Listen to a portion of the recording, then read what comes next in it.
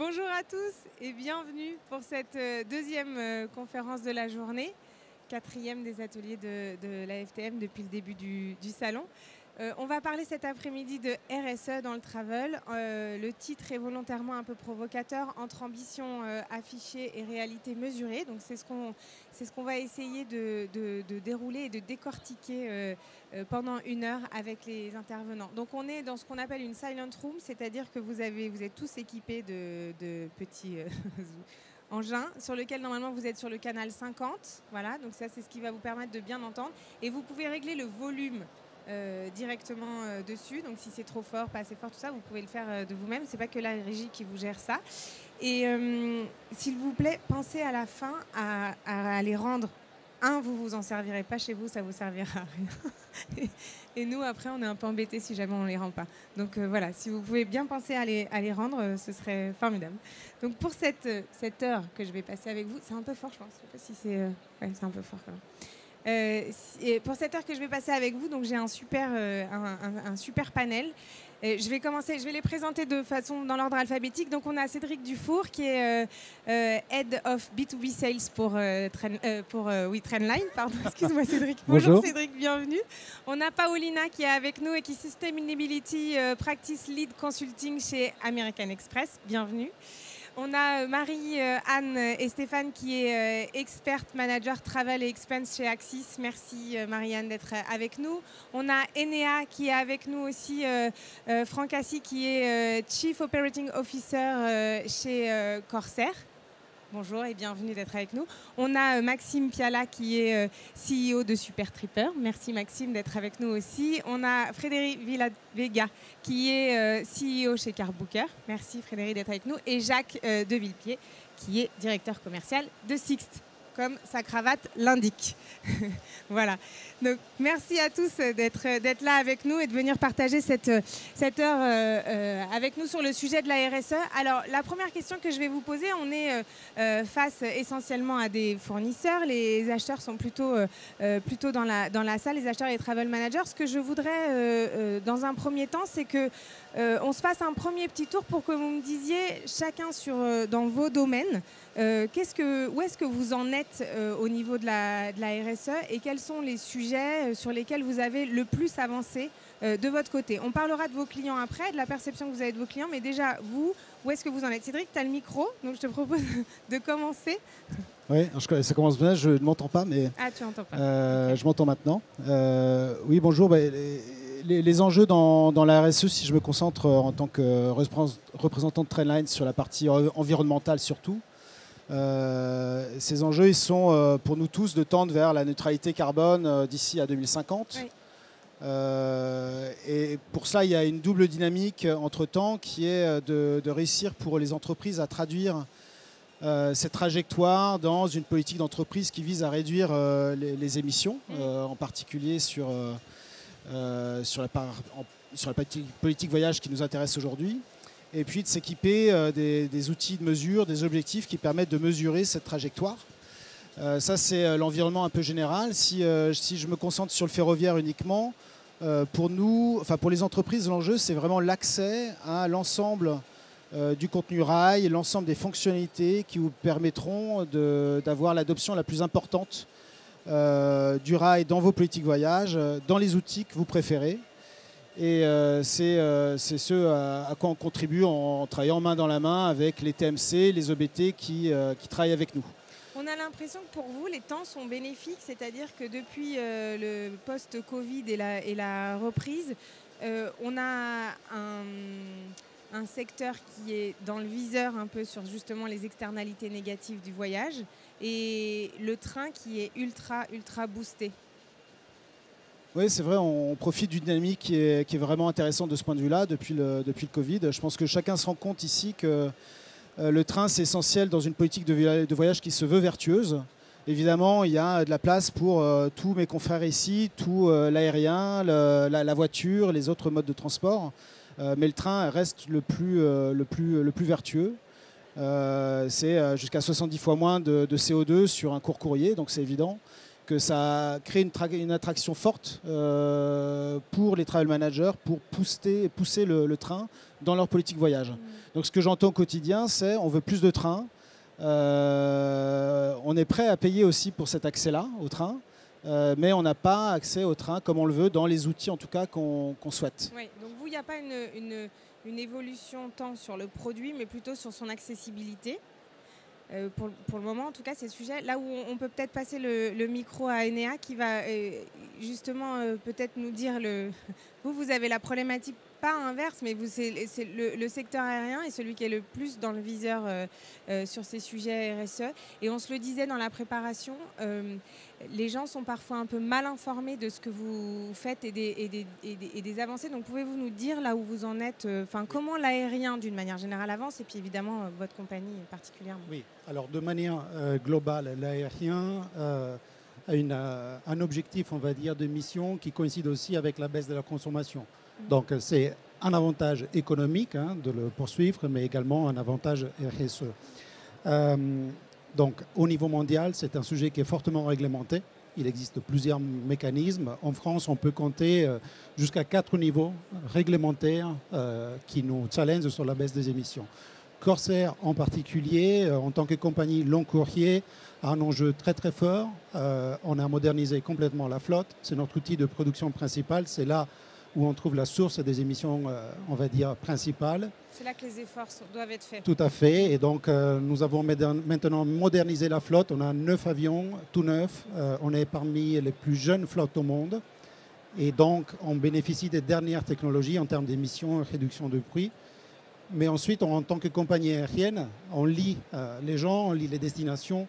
Donc, on a également un rôle sociétal. On est énormément tourné vers la jeunesse, vers l'emploi local. Et effectivement, comme vous l'avez dit, tout ça contribue aussi à répondre à la question d'acceptabilité du transport aérien. Oui. Voilà, qui est une vraie question aujourd'hui. Oui. La différence, vous avez des chiffres, la différence entre un avion récent et un avion moins récent? Oui, alors si on prend comme référence un avion qui est sorti dans les années 80, oui. Du même type, la 330, la version classique versus le Neo que nous avons maintenant, on économise 15% sur les émissions pour chaque tonne de kérosène qui est consommée. Donc c'est un bond qui est assez important. Si on va quelques années en arrière et on va chercher un modèle mythique comme le 747 par exemple, que nous avons opéré dans le passé, l'écart peut monter jusqu'à 50%. Donc l'évolution technologique qui est faite dans cette industrie est vraiment très importante. Ok. Merci à tous les deux sur on va dire le moyen de transport principal qui a été utilisé par le business travel, qui aujourd'hui est de plus en plus partagé avec la partie train. Mais il y a aussi sur le transport terrestre la partie location de voitures. Frédéric et Jacques, je voudrais vous entendre aussi sur le sujet parce que vous aussi, depuis poussé, pareil, quand même le Covid a été une opportunité. Parce que tout d'un coup, il a fallu bouger sur ces sujets-là. Il y a eu un engouement, en tout cas, on l'a espéré en tout cas, sur la flotte électrique. Il y a eu un shift quand même là-dessus. Oui, c'est vrai. Bonjour à tous. Nous, on est éditeur de logiciels, donc on va travailler sur les axes que l'on peut maîtriser. Pour la location de voiture qui par essence effectivement n'est pas un moyen de transport très vertueux parce que c'est un véhicule individuel et qu'il est encore très souvent thermique. Comment on travaille? La première, c'est de rendre la conscience aux utilisateurs de ce qu'ils consomment vraiment. Historiquement, on sait calculer les émissions carbone d'un trajet en location de voiture une fois que le véhicule est rentré, voilà, qu'on connaît le kilométrage, etc. Sauf que ça, c'est moyennement recevable parce que ça ne l'offre pas le choix au moment où on va le réserver le véhicule. Donc du coup, on a créé un pôle R&D pour prédire le kilométrage parcouru par le véhicule et avec plein d'autres facteurs, prédire la consommation carbone. Donc l'idée, c'est de donner à l'utilisateur le choix. Se dire, avant même que je clique sur le bouton pour réserver un véhicule, je sais quel impact je vais avoir sur ce véhicule. Voilà. Donc ça, c'était la première voie, je dirais, de travail qui a été assez intense. Ça nous a pris 1 an et demi de R&D pour arriver à ça, un bon modèle. La deuxième, elle est sur la prédiction aussi de la flotte parce que Jacques pourra me le confirmer, mais les voitures, elles bougent beaucoup. Et parfois, elles bougent sur des mouvements inertes, c'est-à-dire sans client à bord. On est obligé de, voilà, schématiquement, on va mettre les voitures au sud pendant l'été, on va les remonter un peu plus au nord quand il y a la rentrée, les salons, etc. Et donc on a beaucoup de mouvements de voitures. Et notre boulot, c'est d'essayer de modéliser ça et de permettre aux loueurs d'avoir un choix encore plus éclairé. Ils font ce travail déjà, hein, évidemment, mais de participer à ce travail pour se dire on va mettre la bonne voiture au bon endroit et éviter comme ça d'avoir des déperditions de mouvement qui polluent la planète pour pas grand-chose. Ça, c'est le deuxième axe. Et puis le troisième axe qui se voit moins, il est quand même pas neutre, c'est la consommation des ressources informatiques qu'on fait. Voilà. Ça, c'est valable, je pense, d'ailleurs pour tous les secteurs. Hein. Tous les secteurs. Quand on cherche une location de voiture, on va avoir tendance, nous, à remonter 700, 800 offres pour au final avoir une voiture qui est réservée. Et tout ce requêtage des différents systèmes, ça coûte beaucoup d'énergie. Et donc, on bosse là-dessus. Donc, voilà le scope qu'on a décidé de prendre, nous, en tant qu'éditeur logiciel. En tant qu'éditeur. Jacques, sur la partie location de voiture, je te voyais tiquer sur l'engouement pour la flotte. Où est-ce que vous en êtes? Il y a un engouement chez les loueurs, il est moins présent chez les clients, mais on leur en veut pas. Alors si on parle déjà de nous, nos enjeux, c'est d'être prêt justement à pouvoir accompagner nos clients dans leur stratégie RSE, et il y a de plus en plus d'obligations et de fiscalité autour de cette politique mobilité que les entreprises doivent adopter.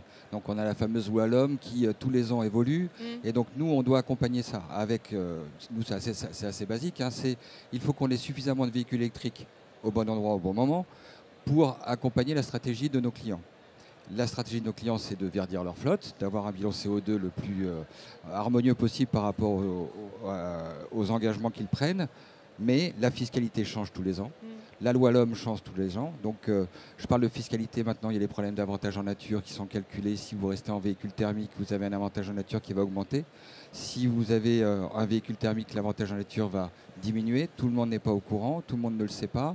Tout le monde ne sait pas que on intègre et les voitures de fonction et les voitures de location courte durée. Et donc, nous, en fait, notre enjeu, il est d'être prêt pour accompagner en ayant des voitures électriques. On en a. L'engouement n'est pas encore là.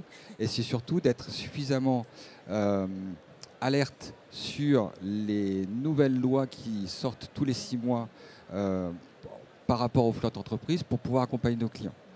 Donc on est prêt. On est prêt aussi en termes de savoir et de compétences. Et on discute de plus en plus. Ce matin, j'étais avec un client aujourd'hui qui se pose encore la question de comment je vais faire pour verdir ma flotte et avoir un bilan CO2 à la hauteur. Plus aligné aux objectifs. Exactement. Donc on en reparlera après, mais je pense que ça va être intéressant de voir comment nos clients réagissent par rapport à cette situation.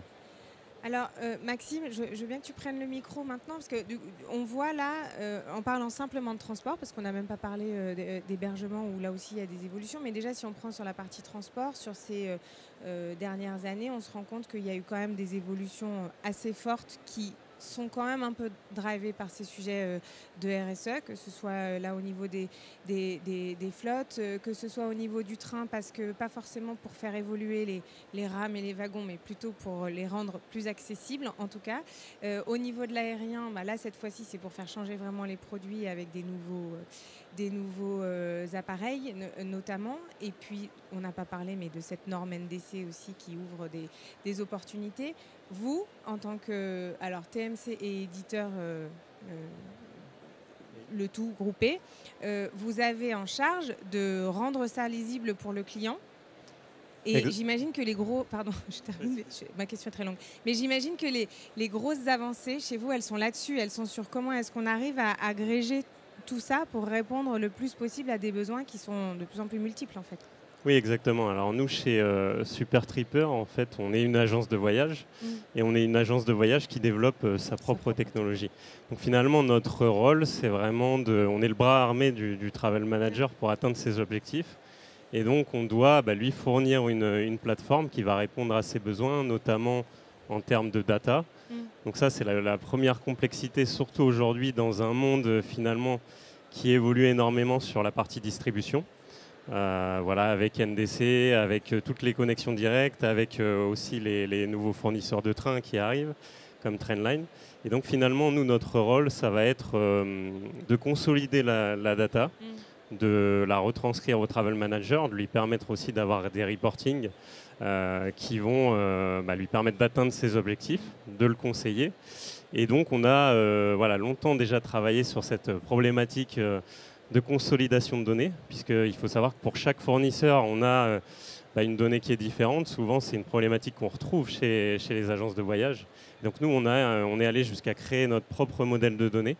Donc la donnée en fait carbone est calculée en interne via un modèle de données que l'on a co-créé avec une entreprise spécialisée. Et donc concrètement à chaque réservation, on va prendre les données de la réservation, comme le type d'avion par exemple, le trajet, le nombre de kilomètres, et sortir en fait une donnée qui va être consolidée pour tous les fournisseurs. Ce qui va faire que demain, n'importe quel travel manager peut avoir une donnée fiable, efficace, avec zéro manque finalement sur la partie reporting. Et peut piloter réellement sa stratégie avec cette orientation-là. Voilà, et après je pense que le deuxième sujet, c'est vraiment la digitalisation de toute cette partie RSE.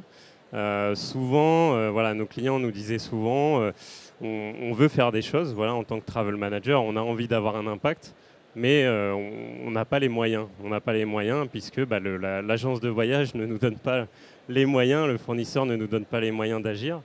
Et donc, la digitalisation, c'est une de nos priorités. Donc nous, on a travaillé aussi sur la possibilité en fait, de sortir un bilan carbone en un clic directement sur la plateforme.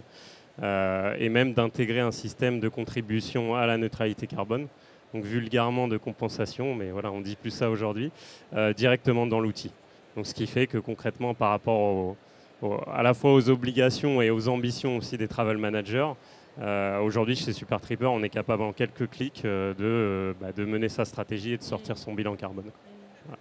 Merci Maxime. Paolina, vous aussi, vous représentez la partie TMC. Donc qu'est-ce que vous faites côté Amex ? Alors côté Amex, déjà en tant qu'entreprise, on a eu nos objectifs de net zéro validés par SBTi, donc atteindre une target de net zéro à 2050.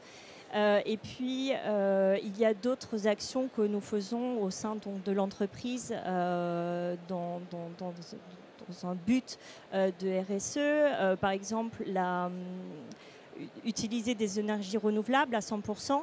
En 2024, on était à 76% d'énergie renouvelable utilisée.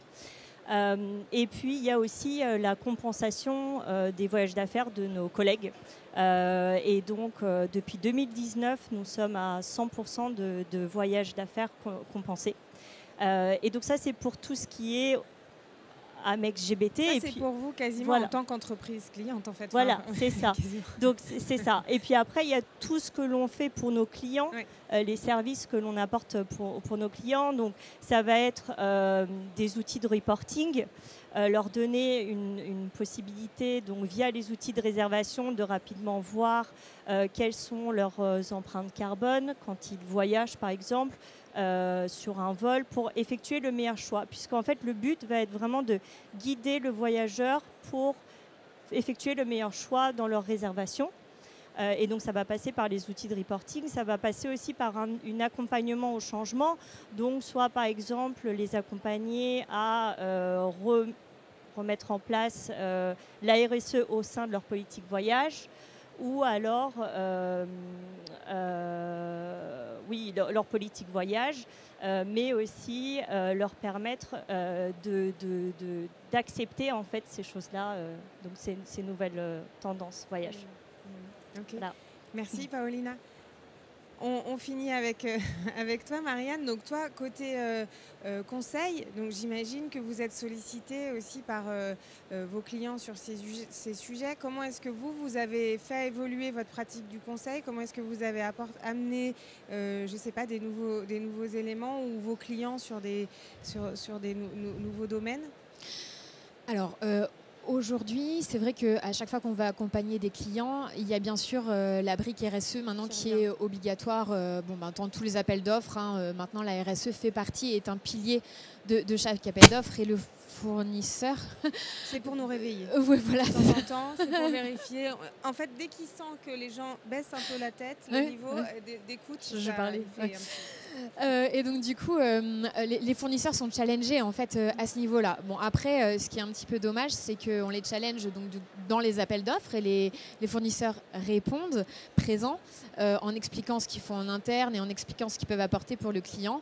Mais après, malheureusement, il n'y a pas forcément de suivi derrière et c'est ça qui est un petit peu dommage. Mais suivi de part et d'autre. Et alors globalement, l'ensemble des fournisseurs ont quand même pris le train en marche. Aujourd'hui, on ne peut pas dire qu'il y a un fournisseur qui ne parle pas RSE ou qui n'a pas commencé à travailler sur la RSE. C'est ce qu'on constate. Voilà, on le voit, ils travaillent tous sur le sujet, ils proposent tous quelque chose pour les clients. On a vraiment une bonne base. On a aujourd'hui des reportings, alors certes, qui doivent continuellement être affinés, travaillés, parce qu'on entend aussi la difficulté d'avoir un reporting avec de la data correcte et réelle en fait.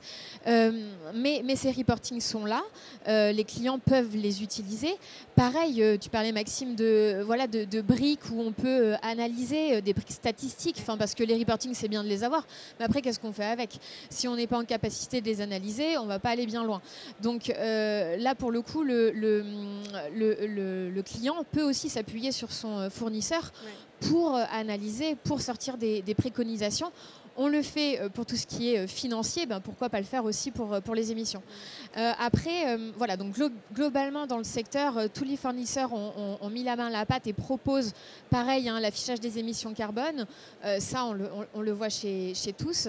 Maintenant, c'est-à-dire qu'une fois qu'on a fait ça, on a l'impression qu'il y a un arrêt et que du coup les entreprises soit ne sont pas demandeuses de plus et donc du coup les fournisseurs sont peut-être aussi en attente et on reste un petit peu bloqué, un peu figé. Ok, on a les émissions, on a les reportings, on a les outils, mais on ne va pas beaucoup plus loin. Et donc là, voilà, on arrive à un point où on tourne un petit peu en rond après.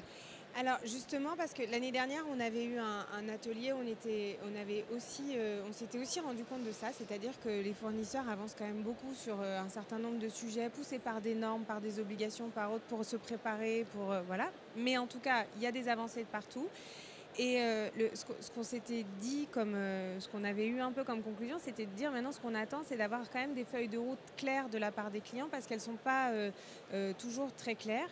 Et Marianne, tu vas te faire aussi l'écho des conclusions de la conférence, de la convention de la FTM qui a eu lieu sur ce sujet en juillet. Sur ce sujet en juillet, quand on a interrogé les clients avaient tendance à dire si, nous on a des feuilles de route, tu me dis si je me trompe, mais on a des feuilles de route qui sont claires, mais on n'est pas hyper bien accompagné par les fournisseurs sur le sujet. Oui, tout à fait. À la fin de la conférence, c'était, on ne va pas dire tendu, mais c'est vrai que chacun se renvoyait la balle. En fait, les clients, les travel managers ou acheteurs disaient oui, mais moi j'ai une feuille de route, j'ai une stratégie, mais je ne suis pas aidé par mes fournisseurs. Et où les fournisseurs dans la salle, répondaient si, on vous propose des choses, mais en fait après soit vous les utilisez pas, soit c'est pas exploité. Donc c'est vrai qu'on se renvoyait un petit peu la balle comme ça et c'était un petit peu dommage parce que finalement c'est un sujet où on doit travailler main dans la main en fait, entreprise cliente et fournisseur. Et quand on a une feuille de route côté client, ok, déroulons-la et appuyons-nous sur les fournisseurs au lieu de les voir comme en opposition en fait, et comme s'ils ne répondaient pas à une demande, mais si, ils répondent. Mais vous, après, est-ce que vous exploitez? Encore une fois, est-ce que vous faites un suivi? Est-ce que vous allez au-delà avec eux? Est-ce que vous leur faites un retour? Ok, ça marche, ça marche pas. Est-ce qu'on peut voir autre chose? Voilà, en fait, on s'arrête un petit peu à un moment donné et il n'y a pas de suite, il n'y a pas de suivi. Alors eux, en entreprise, sont aussi bloqués parfois parce que la RSE n'est pas une priorité. La direction n'est pas forcément, on va en reparler après, mais la direction n'est pas forcément derrière. Et ça dépend, encore une fois, de quel type d'entreprise on parle. Il y a des entreprises qui sont très avancées sur le sujet, parce qu'elles ont les obligations légales, parce que ce sont de grosses entreprises, elles doivent répondre, elles doivent créer leur reporting de CSRD, le scope 3, hein, le déplacement professionnel, c'est le scope 3. Donc c'est en train d'arriver en fait. Scope 1 et 2, pour rappel, on demande aux entreprises des reportings, mais sur les émissions de leurs propres produits, ensuite les émissions liées aux énergies utilisées pour produire leurs propres produits. Et ensuite, le scope 3, on arrive dans tout ce qui va être déplacement professionnel. Donc, ça arrive peu à peu. Voilà, mais bon, ça met énormément de temps et peut-être qu'elles vont encore plus solliciter les fournisseurs après. Mais voilà, certaines sont bloquées, certaines sont plus avancées en fonction de ce qui est demandé légalement. Les uns, les autres, qui veut prendre le micro justement, voilà, sur les clients, en fait, comment est-ce que vous les sentez, vos clients, par rapport à ça? Est-ce qu'ils sont clairs dans leur feuille de route? Est-ce qu'ils sont très avancés? Est-ce que ça s'arrête au RFP, à l'appel d'offres? Non. Oui, non, pas qu'au reporting, puisque dans la mesure où on a aujourd'hui 11 000 adhérents à SBTi, qui est donc l'organisme qui s'occupe de guider les entreprises à définir des targets de réduction de CO2 validés. Il y a énormément en fait, d'entreprises qui vont avoir des niveaux de maturité différents, exactement comme ce que tu disais. En fonction de l'industrie, il va y avoir différents objectifs pour les entreprises. Par exemple, les entreprises qui vont faire partir des professional services, donc par exemple le conseil, des entreprises de conseil, vont avoir un scope 3 catégorie 6, là où est niché le voyage d'affaires, un focus beaucoup plus important que par exemple des entreprises d'industrie lourde. Et du coup, en fait, où elles vont avoir des focus très dirigés vers le scope 1 et le scope 2. Et donc c'est là où on va voir aussi un petit peu plus des entreprises à des différents niveaux de maturité en ce qui concerne le voyage d'affaires. Mais on voit que tout le monde, toutes les personnes qui sont liées au voyage d'affaires vont essayer plus ou moins de mettre des actions en place en ce qui concerne le RSE. Et je voulais juste revenir par rapport à ta question d'avant. Concernant les partenariats, enfin pas les partenariats, mais la relation fournisseur et client, je pense que c'est vraiment une relation de partenariat qu'il faut avoir, puisque en fait les clients vont baser leurs objectifs et leur stratégie RSE sur qu'est-ce qui est disponible au niveau des fournisseurs, au niveau de ce qui est fait, au niveau de la data.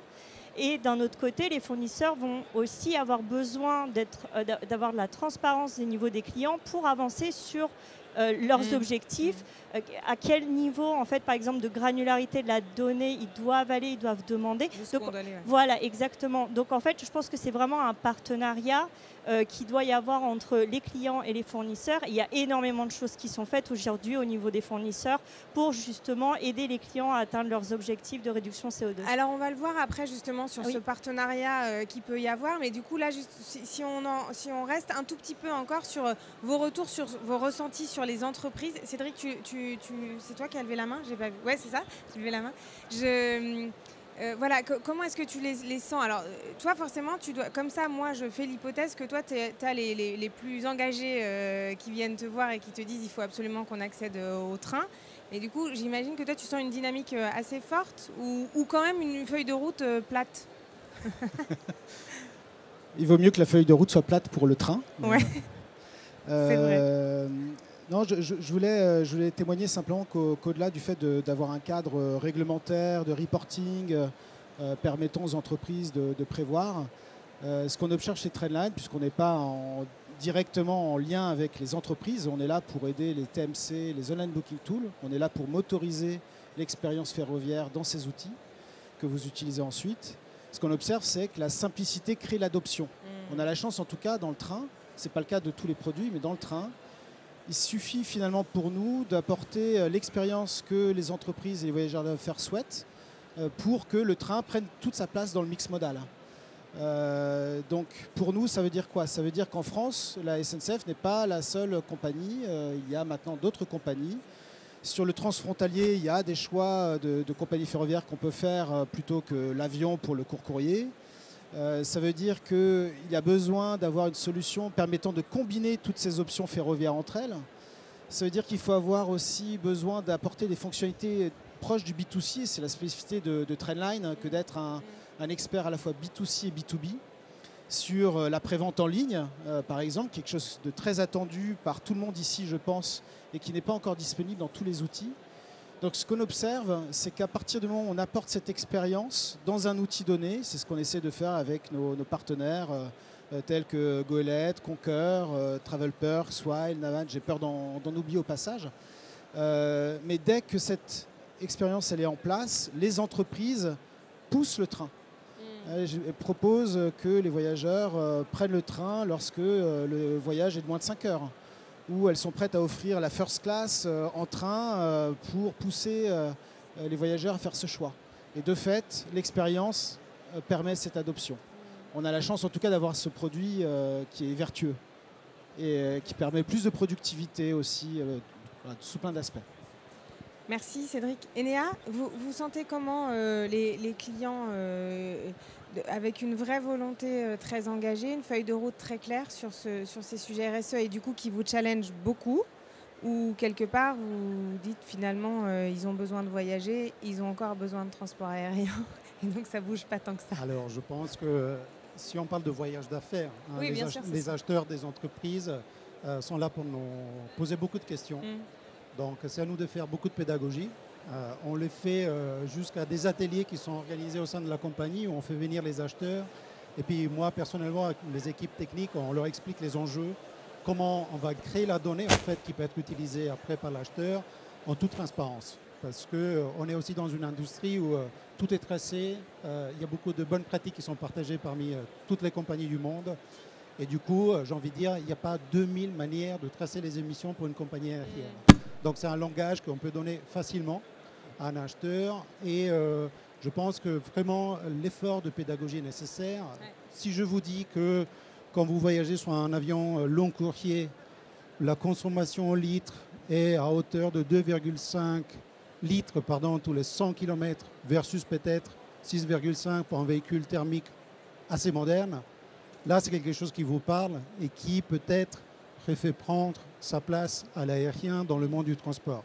Il y a bien évidemment, comme je le disais, une parcimonie au niveau de l'usage. Le trafic domestique entre Paris et on va dire la province, en 2024, il est au niveau de 1984. Donc on a fait un bond de 40 ans en arrière. Voilà. En revanche, il y a des destinations comme les nôtres où l'avion est la seule alternative possible pour faire le déplacement dans un temps raisonnable. Voilà. Donc je pense qu'on est effectivement dans un sujet de complémentarité qu'on explique à nos acheteurs et il y a beaucoup d'exigences en face. Voilà. Donc on est là pour amener aussi une information qui soit simple, qui soit compréhensible et pas pour, entre guillemets, créer le mystère derrière le monde de l'aviation. Ouais, ok, merci. Jacques, ouais, vas-y, tu veux rebondir sur ouais, non, je voulais juste dire sur la partie location de voiture. Tu disais tout à l'heure qu'on tournait en rond l'année dernière un petit peu sur qui fait quoi, qui veut faire quoi, etc. Moi, je me rends compte que cette année, on a quand même avancé un peu. On a fait un petit bond en avant. Où mon ressenti, c'est que dans les appels d'offres, vous, acheteurs, travel managers, vous savez ce que vous voulez en termes de location de voitures, véhicules électriques, hybrides et autres, mais qu'il manque encore un maillon à la chaîne dans l'action. Qu'est-ce qu'on fait après? Donc, parce que nous, on est prêts. L'accompagnement des voyageurs. Oui, c'est pour ça que la notion de partenariat, mais qu'est-ce qu'on entend par partenariat? Parce qu'on n'a que des partenaires, mais moi, mon sentiment est là. Donc, on ne tourne plus en rond. Je pense que les gens ont maintenant une vision. Tout le monde est prêt. On a de la data, on a des véhicules électriques, on a l'information. Et vous, dans votre entreprise, vous êtes prêts aussi. Et après, il y a la mise en œuvre, en tout cas sur la partie rental car, qui est hyper flou encore. Et donc moi, mon rêve, c'est d'avoir des réunions, non pas qu'avec un acheteur ou un travel manager, mais aussi avec le responsable de la flotte et pourquoi pas un utilisateur, pour voir ensemble pourquoi ça bloque, pourquoi ça ne se met pas en route. Voilà, moi c'est ma vision sur la location de voiture. En tout cas. Frédéric, tu veux compléter? Après on entendra peut-être Maxime là-dessus avant de passer à la suite. Oui, j'ai deux illustrations en fait aux propos que donnait Jacques et qui sont assez intéressantes et qui j'espère réveillent un peu les consciences.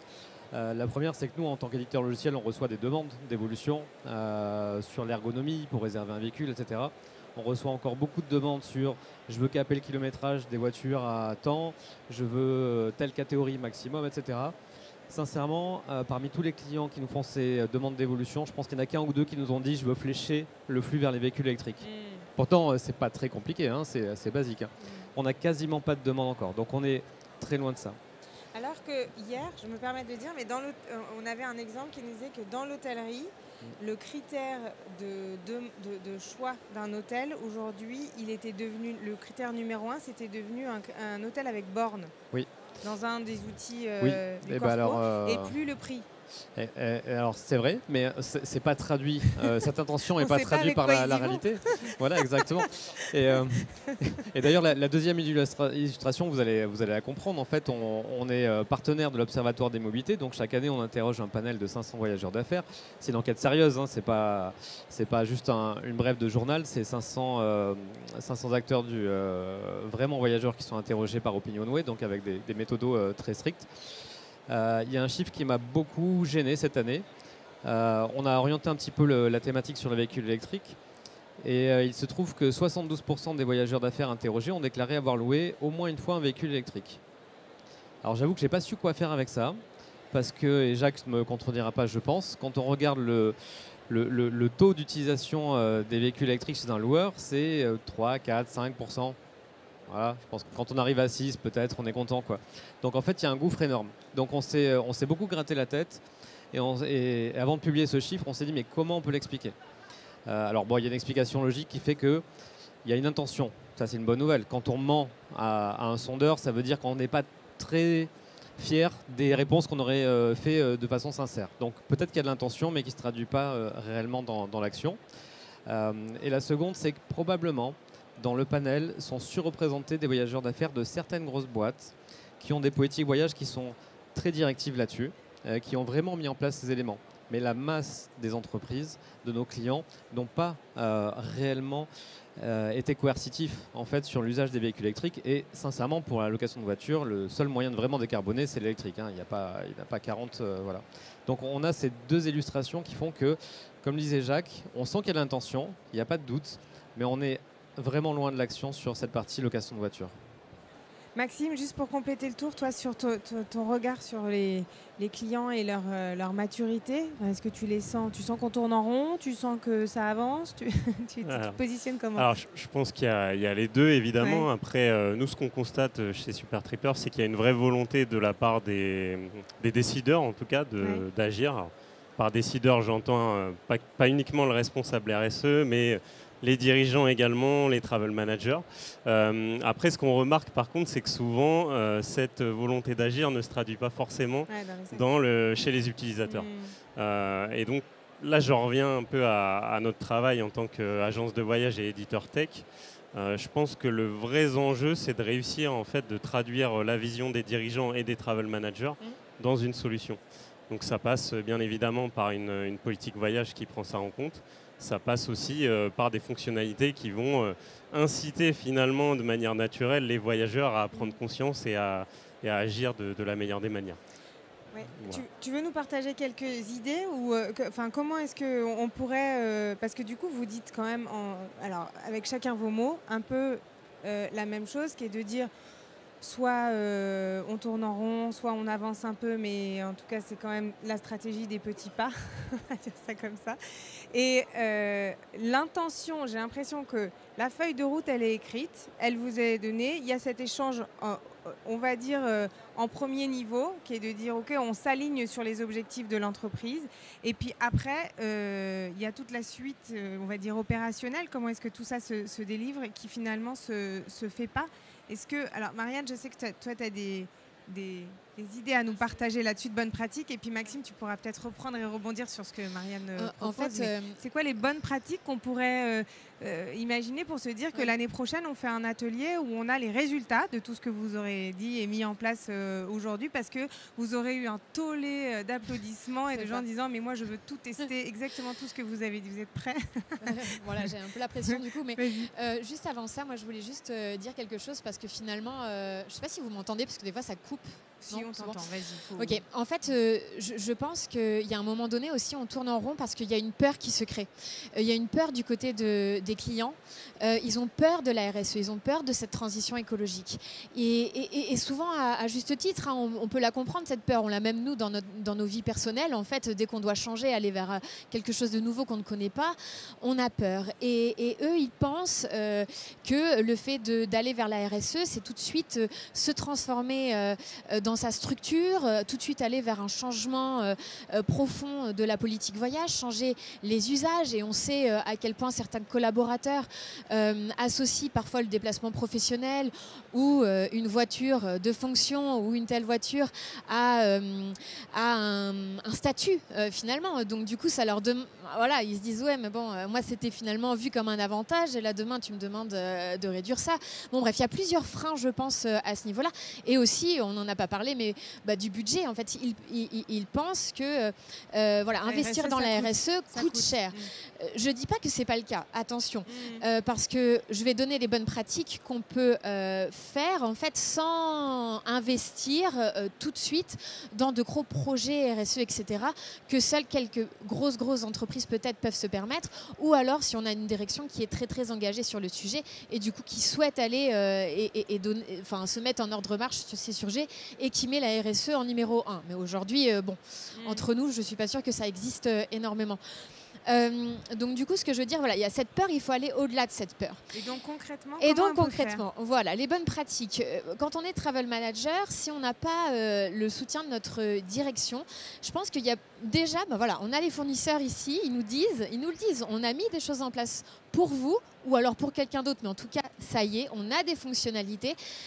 Je vais vous les réexpliquer. Exploitons-les déjà, en fait, cette base. Donc, en fait, quand j'ai le reporting, quand j'ai des outils statistiques, quand j'ai des émissions carbone, déjà, on a la data. Certes, c'est perfectible. Travaillons ensemble. Continuons à travailler ensemble là-dessus.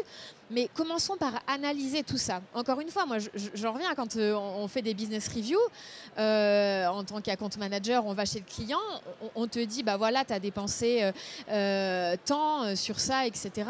En termes de coûts, tu as des bons élèves, mauvais élèves, etc. Pourquoi ne pas le faire pour les émissions carbone également ?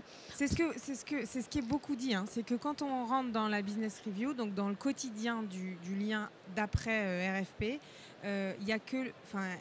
c'est principalement le critère économique qui ressort. Voilà, en réalité. Exactement. Et donc excite toutes les bonnes intentions du départ. Du début, donc, voilà, c'est ça. Comment on fait concrètement pour se dire, cette notion de partenariat dont tu parlais, Paolina, entre fournisseurs et entreprises, si on se dit concrètement, c'est quoi qu'est-ce qu'on pourrait mettre en place dans vos rêves, comme a dit Jacques tout à l'heure, qu'est-ce qu'on peut mettre en place concrètement ?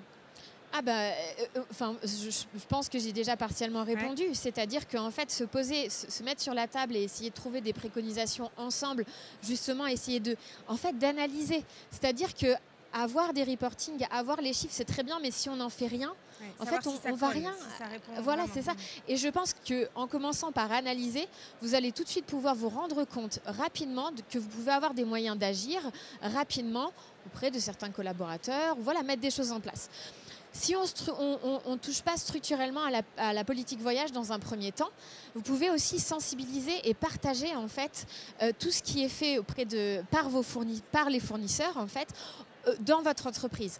Vous faites bien des communications en interne, puisqu'on communique souvent à nos collaborateurs. Alors, quand vous communiquez aussi sur les fonctionnalités qui sont sur le côté décarbonation. Mettez-les en avant. C'est ce que quitte à les faire intervenir. Exactement. Exactement. En plus, je suis sûre qu'ils répondront avec plaisir. Donc, en fait, ça ne coûte pas.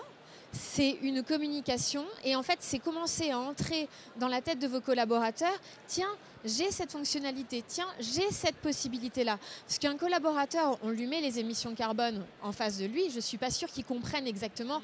Enfin bon, même moi, franchement, vous mettez ça coûte tant et celui-là coûte tant. Je vois bien la différence. Mais au final, je ne sais pas exactement. C'est pas tangible. Oui, voilà, c'est ça.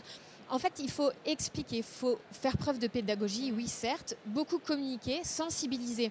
Mais une fois qu'on a sensibilisé, qu'on a touché au cœur du collaborateur et qu'en fait, on lui explique que même pour ton propre confort, ce sera peut-être mieux si tu prends le train en première classe même si du coup tu vas passer 4 heures au lieu de 2 heures dans un avion, 1 heure dans un avion, mais au final en porte-à-porte, déjà en plus ça va te revenir. Dans ces cas-là, voilà, on parle des nouveaux exactement. indicateurs. Ça. Mais en fait, l'expliquer ça en communiquant déjà fait que vous allez sensibiliser vos collaborateurs et d'eux-mêmes vont peut-être pouvoir commencer à comprendre ce qu'ils ont sous les yeux et à commencer à avoir de bonnes pratiques.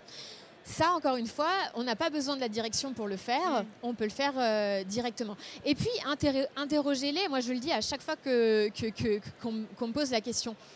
Mais faites des sondages, je suis sûre que vous en faites des questionnaires de satisfaction. Voilà, on ne vous demande pas d'en faire un par mois, mais juste un par an. Est-ce que vous seriez d'accord de prendre le train pour une durée plus longue?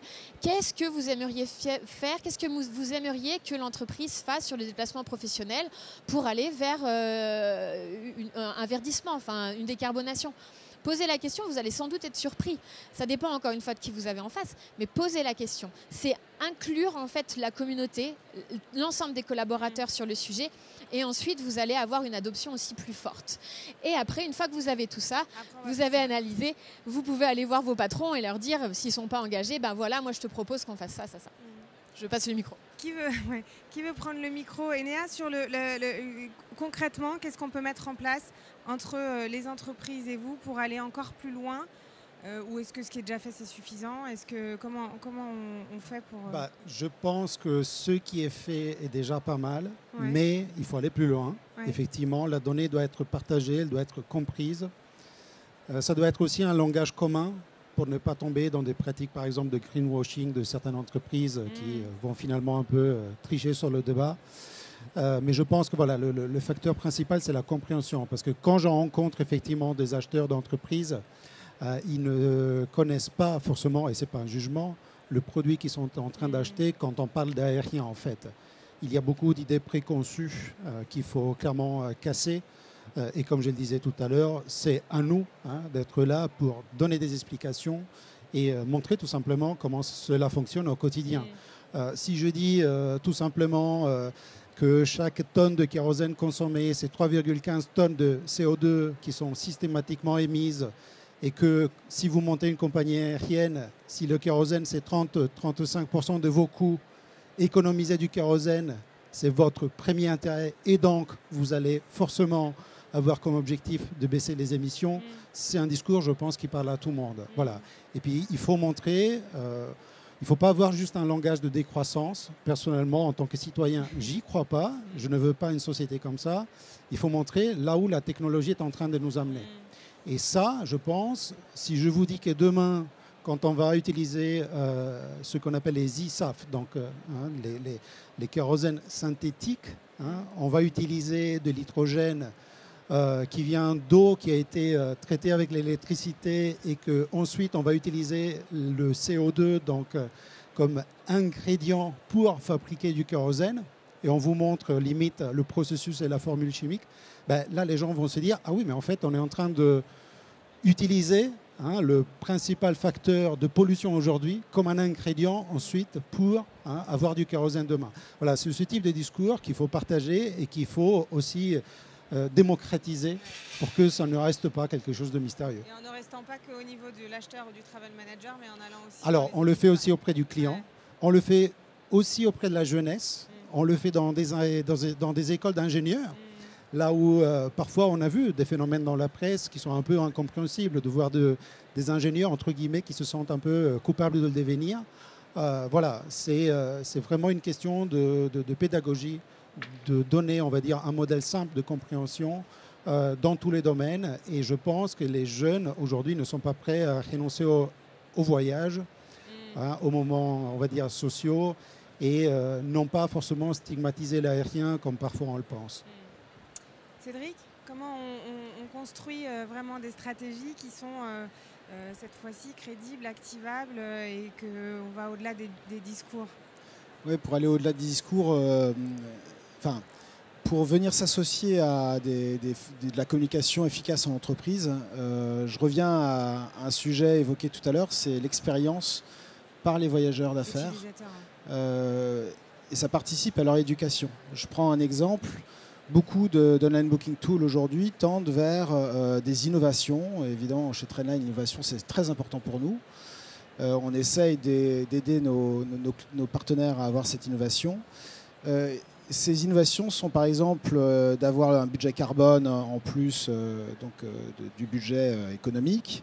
Ces innovations, c'est, pour rejoindre ce que tu disais tout à l'heure, quand on veut comparer l'aérien court courrier et le train, c'est faire une comparaison de centre-ville à centre-ville en temps de trajet, c'est faire une comparaison de centre-ville à centre-ville en coût également pour prendre en compte les transferts, etc. Et ça, c'est pas quelque chose qui est aujourd'hui suffisamment dans les outils, ce qui conduit beaucoup de voyageurs à continuer à privilégier des modes de transport qui finalement sont plus chers, plus longs et surtout moins productifs en plus. Donc l'innovation, puisque tu parles d'action activable, c'est dans l'innovation, dans les interfaces utilisateurs qu'on peut pousser certains sujets plus facilement et associer à ça à la politique. Ouais.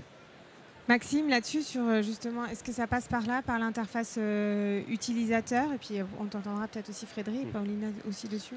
Oui, bien sûr. Alors moi, je suis convaincu vraiment que le salut finalement sur la RSE viendra de la technologie et pas des belles paroles, puisqu'on a vu malheureusement ça a du mal à avancer depuis quelques années. Je pense aujourd'hui ce qu'on peut concrètement faire et ce qu'on fait dès aujourd'hui sur Super Tripper, c'est agir à deux niveaux. Le premier, c'est bien évidemment, encore une fois, la politique voyage, mais encore faut-il que les outils le permettent. Donc on en parlait tout à l'heure, privilégier par exemple les véhicules électriques, pouvoir pousser le train plutôt que l'avion en comparant la totalité du trajet sur certains segments. C'est aussi comparer les types d'appareils, on en parlait au début, parce que même en comparant, si vous voulez, deux types d'appareils de deux compagnies différentes sur un même trajet, vous avez la possibilité aussi de réduire vos émissions. Bien sûr. Voilà. Mais encore faut-il que les éditeurs le proposent. Et donc nous, c'est ce qu'on essaie de faire chez Super Tripper, c'est vraiment discuter avec nos partenaires, essayer d'avoir un accord avec vraiment une vision claire avec les fournisseurs sur la donnée qu'ils pourraient nous mettre à disposition. Et qu'est-ce qu'on peut faire ensemble, savoir comment on peut innover par rapport à, bien évidemment, la donnée que l'on a, l'évolution aussi des types d'appareils.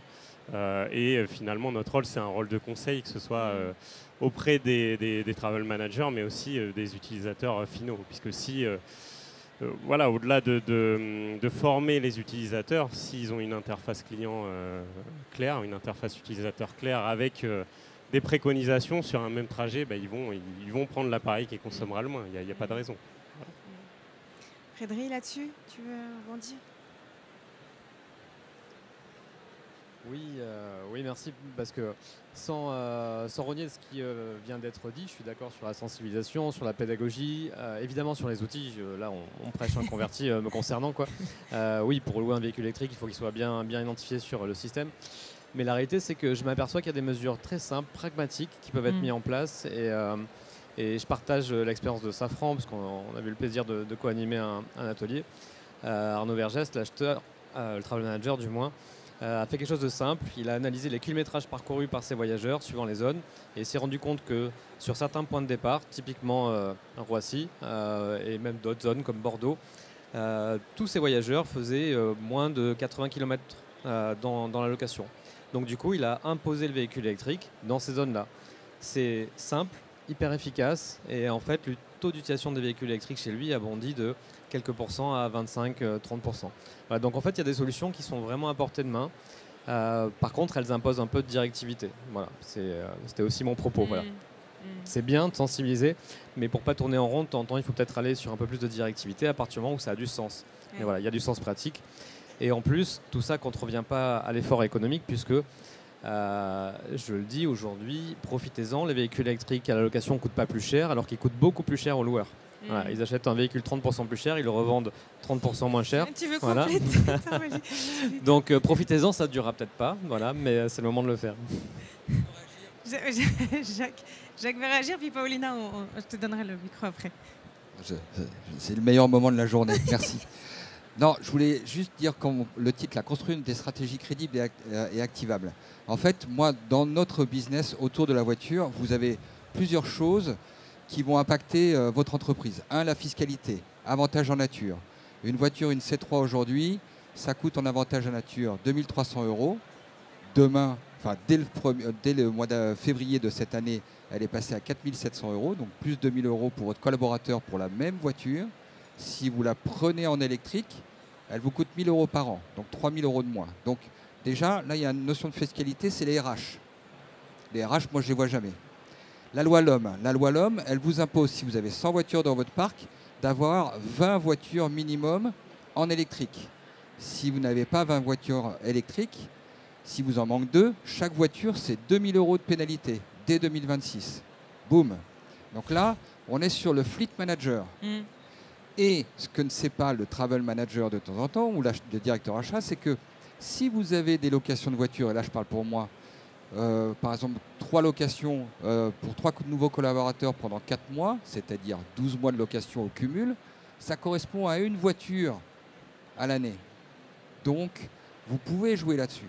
Donc moi, mon rêve, c'est de rencontrer les RH, de rencontrer le fleet manager, de rencontrer l'acheteur et pourquoi pas un utilisateur, parce que lui il dit bah oui mais vous êtes bien gentil, vous mettez une voiture électrique mais je fais 300 km par jour, ça m'intéresse pas. Mais ça peut être ton meilleur ambassadeur en plus. Alors, après. Ou ça peut être mon meilleur ambassadeur. Donc, mais en fait c'est pour ça que je dis qu'on tourne en rond et que ça va un peu mieux parce que les appels d'offres sont clairs, etc. Mais en fait dans la mise en pratique, moi je pousse maintenant à rencontrer tous ces gens-là. C'est compliqué, mais je pense que c'est des copiles derrière. Sinon on n'y arrivera pas. On va toujours se regarder dans les yeux en disant il faut de l'électrique, mais on ne va pas le mettre en place. Donc moi j'incite à rencontrer tous ces gens-là.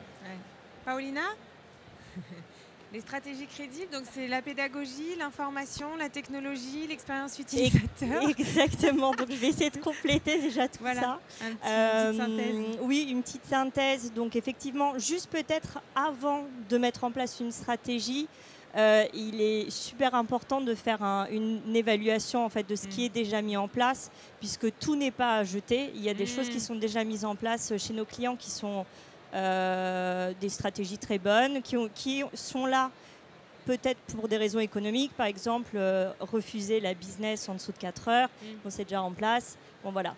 Après, donc, une fois que la stratégie est mise en place, il est très important de la traquer, de la monitorer, d'identifier les bons KPI et les indicateurs à traquer.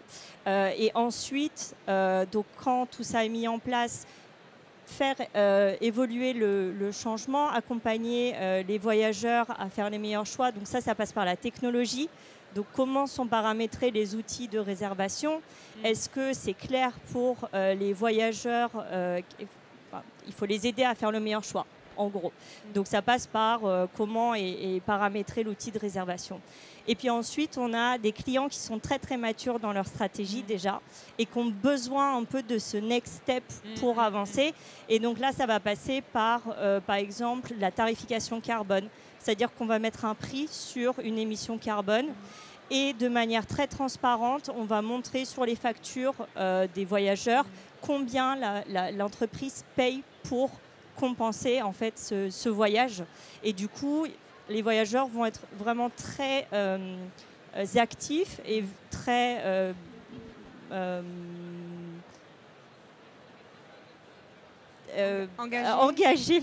engagés dans la stratégie RSE de l'entreprise.